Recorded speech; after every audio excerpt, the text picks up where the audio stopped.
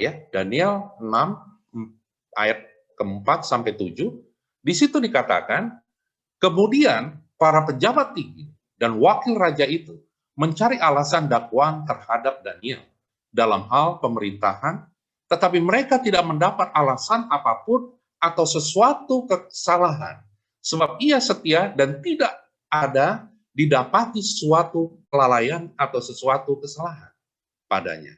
Maka berkatalah orang-orang itu, kita tidak akan mendapat suatu alasan dakwaan terhadap Daniel ini, kecuali dalam hal ibadahnya kepada Allahnya. Kemudian bergegas-gegaslah para pejabat tinggi dan wakil raja itu menghadap raja, serta berkata kepadanya, ya Raja Darius, kekallah hidup Tuanku. Semua pejabat tinggi kerajaan ini, semua penguasa dan wakil raja, para menteri dan bupati telah mufakat supaya dikeluarkan kiranya suatu penetapan raja dan ditetapkan suatu larangan, agar barang siapa yang dalam 30 hari menyampaikan permohonan kepada salah satu dewa atau manusia, kecuali kepada Tuanku ya Raja, maka ia akan dilemparkan ke dalam gua singa. Nah, di sini kita bisa belajar apa, saudara, dari kehidupan Daniel. Posisi Daniel, ya, kalau saudara baca firman Tuhan ini, dia itu seorang pejabat tinggi di kerajaan Media Persia, ya. Dia itu karena dia punya posisi yang tinggi, ini membuat banyak pejabat lain ini iri hati dan tidak senang.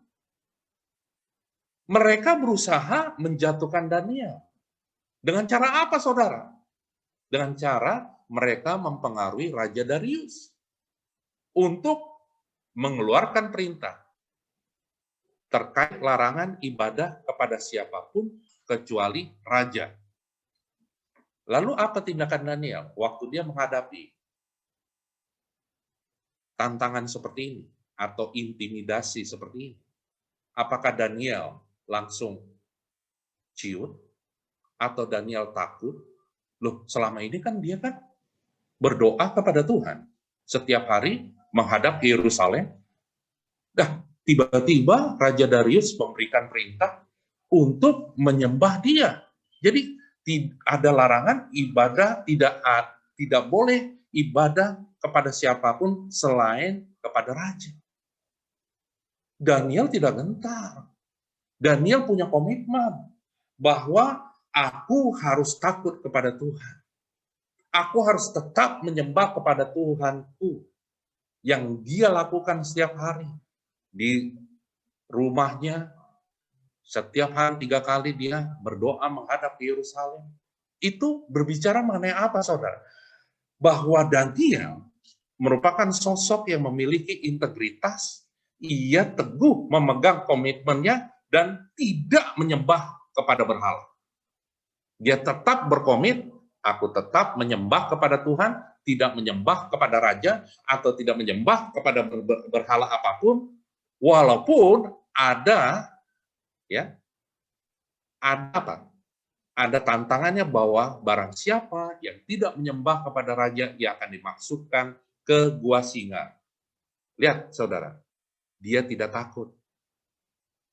Bagi dia, lebih baik hidup bagi Tuhan daripada dia mati tidak di dalam Tuhan. Daniel komitmen kepada firman Tuhan. Dia percaya, sekali aku percaya kepada Tuhan, dia akan membela aku. Jadi, di sini kita belajar bahwa kehidupan Daniel itu memegang komitmennya dan mempertahankannya sampai akhir, walaupun itu membutuhkan pengorbanan. Pengorbanan batin, ya. Karena kenapa? Ditekan, ya, diintimidasi, dan dia juga difitnah. Tapi satu hal, waktu dia berjalan di dalam kebenaran firman Tuhan, waktu dia tetap pegang teguh firman Tuhan, dia komit kepada firman Tuhan. Lihat, pembelaan Tuhan datang tepat pada waktunya. Ini yang perlu digarisbawahi. Waktu kita tetap berpegang teguh pada firman Tuhan, walaupun banyak orang di sekitar kita, misalnya ya, tidak berpegang teguh pada firman Tuhan. Lihat, pembelaan Tuhan kepada orang benar itu tepat pada waktunya luar biasa. Tuhan tidak pernah meninggalkan orang yang berharap kepada dia. Tuhan tidak pernah membuat orang benar itu tergeletak. Dia jatuh, tapi dia akan terus naik dan tidak pernah turun. Dia akan menjadi kepala dan tidak menjadi ekor. Lihat, Daniel, dia pegang teguh firman Tuhan.